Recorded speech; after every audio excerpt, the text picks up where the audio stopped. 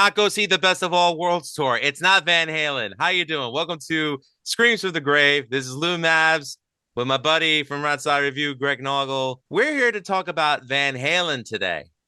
Not Van Hagar. Van Halen. Everybody got that? Van Halen. Understand? Everyone talks about Van Halen 1, how it changed the face of rock guitar, and we're not going to disagree with that statement. They talk about Van Halen 2, where it was the best tone of Eddie's career, and we're not going to deny that. Talk about the greatness of albums such as Women and Children First, the polarizing yet appreciative tone of Diver Down, and the even more polarizing 1984. But again, it's not like Van Halen were hurting their way onto the bank. However, there was one album that seems to have only gone double platinum, and it's the favorite amongst Van Halen diehards. And that album is 1981's Fair Warning, produced by Ted Templeman, released on Warner Brothers Records. I think, and this is just my opinion, it's the greatest damn album ever recorded. Well, it's certainly the best Van Halen album. I mean, we all know my favorite album all time is Born Again by Black Sabbath, but that's a different story. That's fine.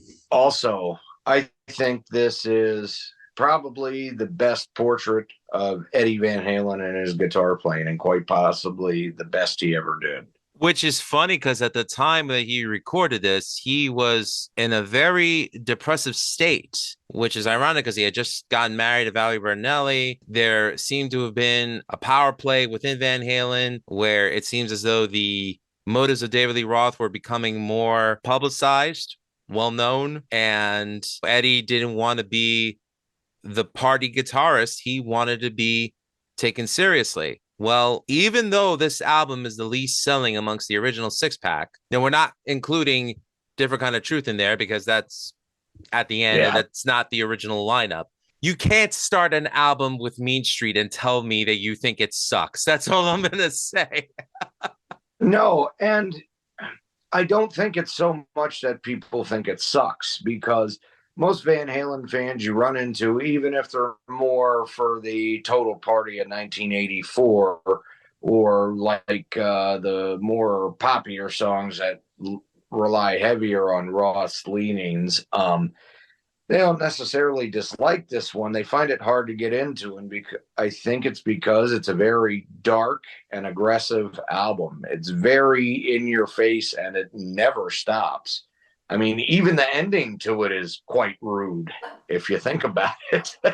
Oh, absolutely. But with you were saying with the state he was in at the time, he was also very angry and felt pigeonholed. And I think Dave and both Ted just kind of sitting back and, okay, just let him do his thing. Really let him completely do his complete full vision in one package. Not that Van Halen 1, Van Halen 2, Women and Children First don't feature a lot of Eddie's ideas. They do, but this is probably the least compromising I think he ever was, where you really just got to hear truly what Eddie was thinking and what Eddie wanted to do immediately. Because, again, speaking of expressives and tones, Dave really almost takes a sidestep to Eddie's guitar on this. It's very vocal here. I noticed that. I could just tell you from the perspective of me discovering this cassette in my late brother Mike's cassette collection. You know, I mean, I had mentioned that my first exposure to Van Halen was the Jump video, and seeing Eddie Van Halen smile as he was playing at the time was the Frankenstrat with the Kramer neck on it. Mm-hmm. But what captured me wasn't the way Eddie was playing. It was the way he was expressing himself with a smile through his playing. And that's what captured me. And I remember the words I said to myself were, I want to feel what he's feeling one day. It wasn't until I discovered, and this was the only cassette that my brother Mike had in his collection of Van Halen. And I looked at the front cassette cover, and the painting is the maze. It's a portion of the painting, the maze, that they took out and said, okay, that's the album cover. And like, I just thought it was very grimy and very dirty looking. And, here I am at 4 years old asking myself, what the hell is this? And thankfully, by the grace of God, the cassette was all the way around on side one.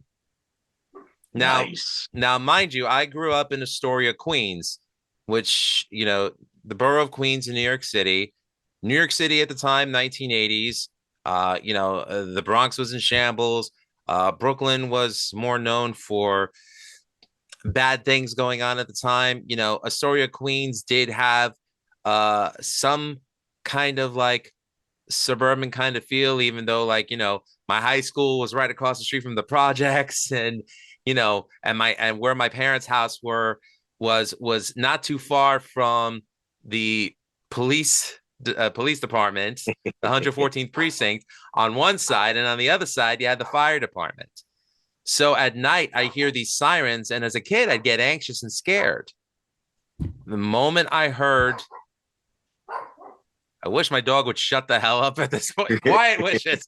The moment I put the cassette on and I heard Mean Street, and I heard that opening tapping guitar riff, and Yes. just to know the panic that it caused me, because it made me think of those sirens, and like, I did not know what I was in for, but I just remember I was finally able to identify with a sound that I wanted for my own. And again, at 4 years old, that sound scared the living shit out of me, to a point where as soon as that opening riff kicked, I was hooked. I mean, 4 years old, I should be listening to One of These Things Is Not Like the Other, or, any other song from Sesame Street. Fuck Sure. Big Bird. These were my new songs. One So of these kids is not like the other. One of these kids is dead. exactly.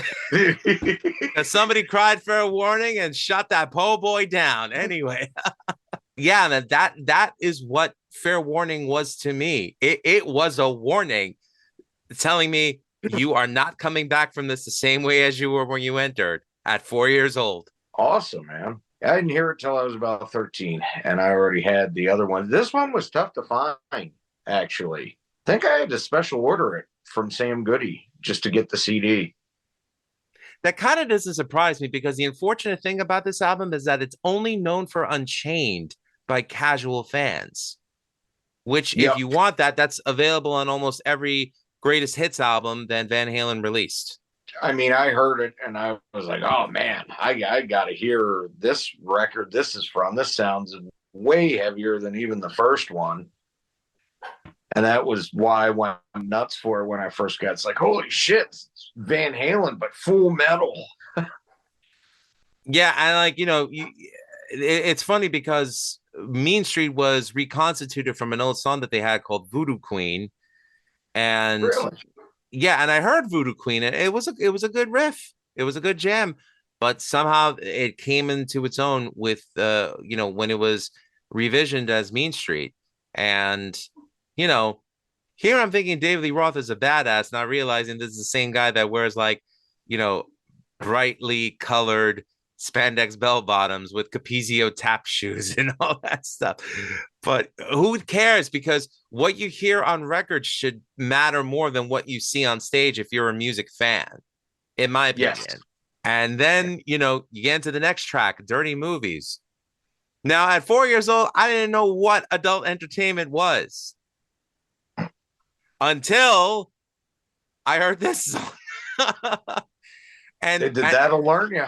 And what solidified it was my father, God rest his soul, used to run an auto mechanic shop on Astoria Boulevard in East Elmhurst. On one side, you had the Fair Theater, which was an adult movie theater of an alternative type of lifestyle. I'll let you guess. Across the street, you had the Cozy Cabin, which was a hole-in-the-wall strip club. And on the other side, you had an adult video store.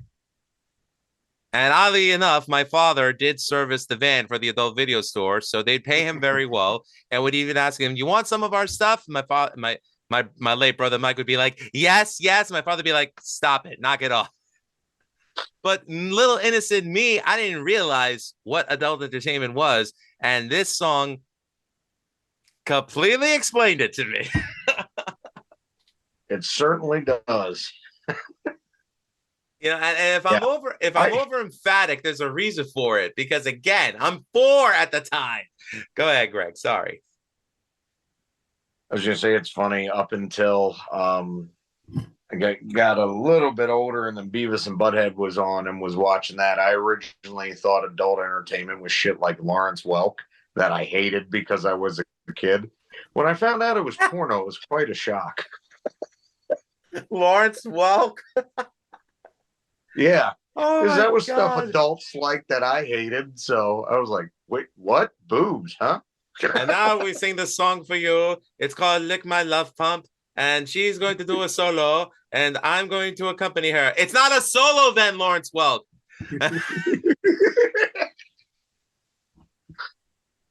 Very true. Where's the bubbles at? Anyways. Right. And then the tracks after that, Sinner Swing. Jeez, I Oh, man. mean, like, That drum and God, that melody that Eddie's playing on his guitar. I mean, okay, the backing vocals are always important on Van Halen albums. We know agreed. this. Yes. But the way he's playing along just totally outshines what they're doing vocal wise on Sinner's Swing. I love that. Yeah. And, hear about it later, the track after that. I mean, probably the more radio accessible rock song on this, but it's just funny how none of these songs, I think, with the exception of Unchained, ever get played on the radio. Like, this is supposedly not a radio friendly album. And It is actually. Do you know how they even got Unchained on the radio? how? They had to pay the radio stations. Payola. Yep. I think I read that in Noel Monk's book, Running with the Devil. Yep. That's where He you was got your one of the info. ones Okay. making the payments. Wow, yeah, it's funny. That book revealed so much about it, and all due respect to Steve Rosen in his book Tone Chaser, because again, he did a wonderful job humanizing Eddie, but Noel Monk did an incredible job capturing what life was like for those first 7 years of Van Halen's existence when they were a member of the Warner Brothers team, and you know, there's a lot in that book that is hilarious, some that is gut wrenching, and then there's others where it's just completely heartbreaking. So all I say is this: if you do read this book, if you love Eddie, don't let it change your mind. Because remember, he's only human. So Yep. that's all I'm gonna say. But yeah, no, it's and I mean, radio was definitely in Van Halen's pocket back in the day. I mean, with their cover of "You Really Got Me," and also the song "Dance the Night Away." I mean, Van Halen was popular in the '70s. Don't believe whatever Sammy tells you. They were already a stadium act before he joined them. Okay. Fuck Hagar. And if you're really okay, Greg, I just got to make this point. If you calculate the 4 albums, if you calculate the tally of how many albums Van Halen sold with Sammy, they're still not more than the total combined sales of Van Halen 1 in 1984. So when Sammy tells you that Van Halen was more successful with him, it's bullshit. It is bullshit. About the only thing that they did, technically, if you want to say a little better, is because, well, when you hire the biggest schmuck known in the music business to front your band, you kind of have to go middle of the road with everything. So, yes, it topped the pop chart because moms could listen to Why Can't This Be Love while they're grocery shopping. However, So This Is Love rocks and makes people just slightly a little uncomfortable because it's a little dirty, but that's what Van Hagar never had, charisma, because Sammy Hagar had none. I agree. And for the record, any lyric off this album is better than only time will tell if we stand the test of time. Fuck you, Sammy Hagar. Very good point. Wow. Can you think of anything more pretentious than that? And then you have Unchained, which, you know, as a kid, when I first heard that riff, I don't get tired of it. Even if it's the only song that still gets played on the radio, I still never get tired of it. Me neither. It's such a great riff. Oh, and to go back to hear about it later, I love that song. Little poppier, but the one thing I always enjoyed about it too, now as I got a little older and found out more about the background recording of this album, but just how it was Eddie doing for Eddie, feels like that's a little tongue-in-cheek thing he threw in there. I'm going to do what I want, and I don't want to hear about it later, so the hell with all you clowns. That's a very valid point. You know, I've always felt like Eddie was best when he was left to his own devices and just, you know, created gold like this. The next song after Unchained, Push Comes to Shove. You know, I did not know Van Halen could do reggae that well. I was impressed. You know, I didn't either. And then the little like vaudeville show bits to the chorus, get out and push. It's like, wow, that's yeah. At the different, end, but that's amazing. Yeah. He did that in Center Swing too. Oh yeah, I just mean in general on the record. Oh, that's true.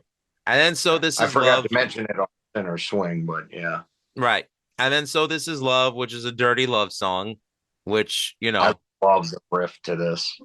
Oh, so do I. And Michael Anthony's bass line on this is awesome. Again, the way it just locks in with Alex. I mean, you know, and it's crazy how, you know, history now dictates that Michael wasn't that good of a bass player. I really disagree with that.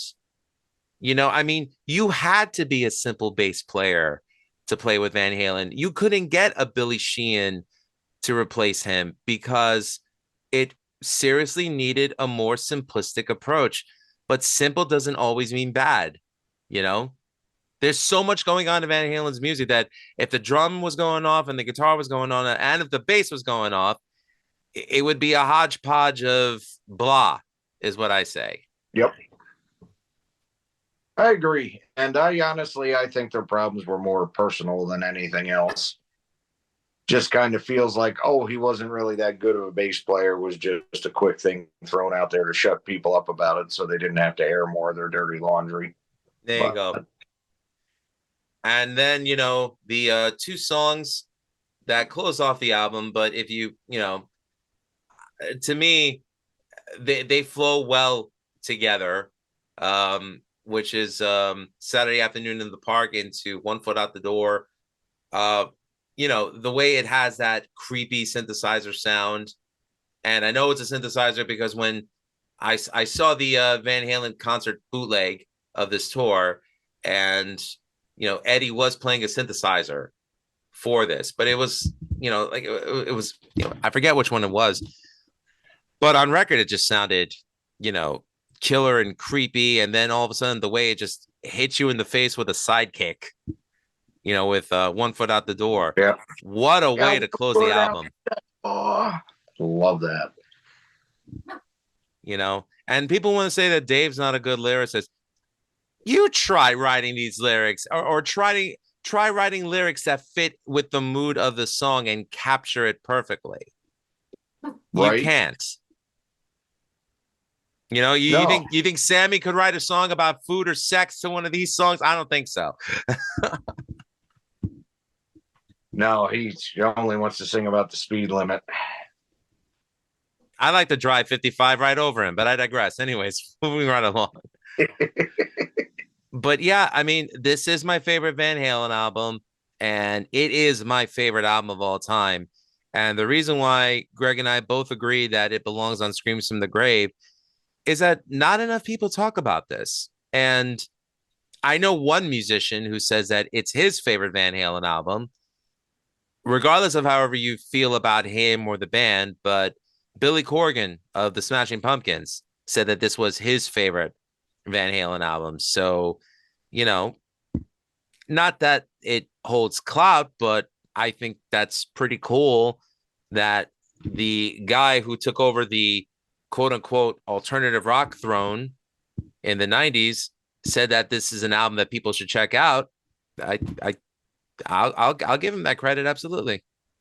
Oh, certainly. And really most well, I'm going to say musicians in general, but certainly at least guitar players always mark this as their favorite Van Halen album. And even Wolfgang, I can't remember what the magazine was. I think it might have been Ultimate Classic Rock, but when they were asking him about it, he said, I would pick two, and it's both because they show who my dad really was completely as a player. And he named Fair Warning and Balance. Okay, I have one confession that I feel like I should make Sure. in regards to the Sammy Hagar era of Van Halen. I think Balance may be the one album where I can actually say that there's snippets of classic Eddie in there. And I actually love the way his guitar sounds on that. And I will listen to that album and somehow block Sammy's voice and lyrics and enjoy it what it is I'm hearing.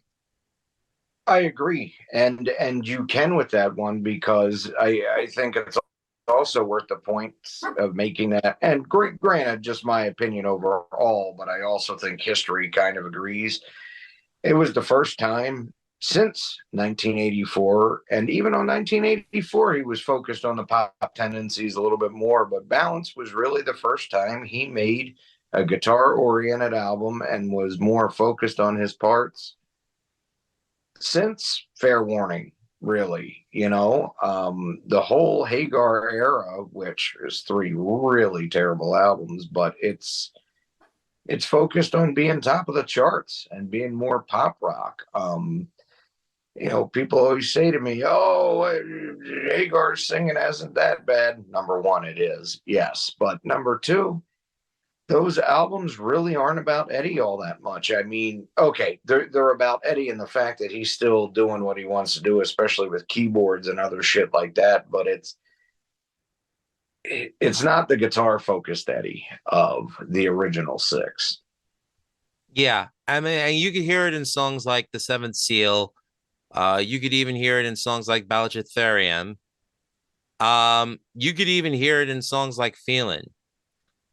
Mm-hmm. Eddie's his guts came back on that album. And it's not one of my favorites, but it's one of the more enjoyable non-six pack. I actually no, I'm with the exception of Different Kind of Truth, because I do love that album. Yes. So I would say Balance would be my number 8 of the Van Halen records. So yeah, I mean, it's Eddie. You're right. Eddie sounded best when he was playing for himself, not to fulfill any contract negotiation or anything like that. And maybe it was no surprise that towards the end of that Hagar era that they got Dave back for that sole purpose, because maybe Eddie refound his purpose. And unfortunately, there was that blackout period between 98 to about 2007 where, the poor guy was blitzed out of his mind. But thank God he refound himself, because if anyone got to see Eddie between 2007 and 2015, you saw him at the top of his game. And I envy you for it. It was absolutely amazing. And Wolfgang played fine with his uncle and his dad. So yes. And a lot of you guys need to be easier on that kid, especially with your unabashed love of Sammy Hagar. Like seriously. Yeah, and by the way, I did see Mammoth on the recent Metallica tour, Mammoth WVH. That kid is a phenom. Wolfgang Van Halen is a phenom. I don't care if people poo-poo the album or they poo-poo the band. What I can't stand the fact is that people tell him stop living off your father's name, or why don't you, they'll tell him that in the same breath that tell him, why don't you do a Van Halen tribute tour? Leave the kid alone. Let him do what he does. It's, I mean, they tried to turn it into this big thing, but that one interview clip they had with him where somebody says that to him about living off his dad's last name. Fuck you. It's literally my last name. Exactly. But they were a great opening live act. I hope and wish the best for Wolf. I think he's got a great, promising career ahead of him. And I respect the fact that he's trying to be his own guy and not be his dad. I really respect him for that. So do I. And I honestly, I think if Eddie, rest in peace, were still here, he would encourage him to do the same thing. He did. Yeah. He did. So, good on the old man for doing that. And, and Greg and I, again, we say rest in peace, Eddie Van Halen. Go check out Fair Warning. It's the best album that Van Halen ever did, in our opinions. And you won't regret it. Now, if I can only get my dog into it. Right.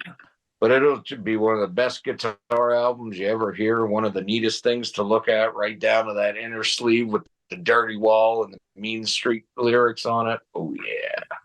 Absolutely. Nothing like it. Check us out over on ratsaureview.com. If you haven't, please subscribe, like, comment. We do engage everybody who enjoys our content. We thank you for even watching it in the first place.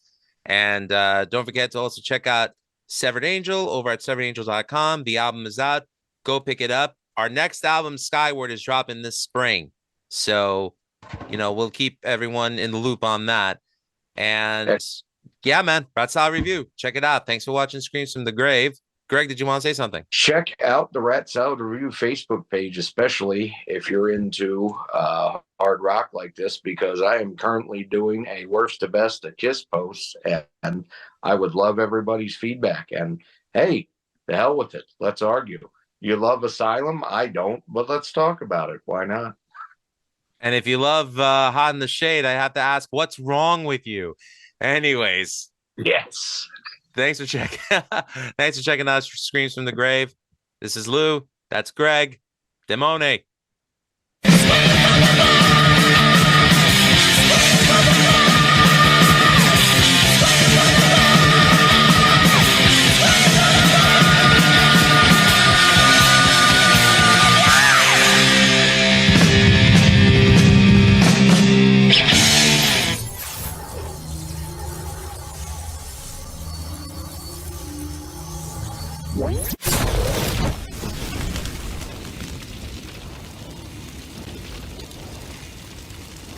Eddie Van Halen here, telling you, keep playing, man. Gotta keep playing. It's the only thing there is. Music, man. Keep playing. All right? I'm gonna come looking for you if you don't. What side you taking the big David Lee Roth Van Halen split? Van Halen. He's a cop. Oh, Later, Bacon. I want to take this time to say that this is real whiskey here.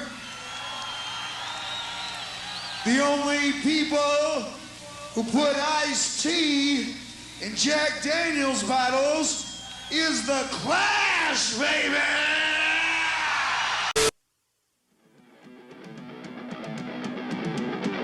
Severed Angel, the deluxe edition of the self-titled debut album, available now.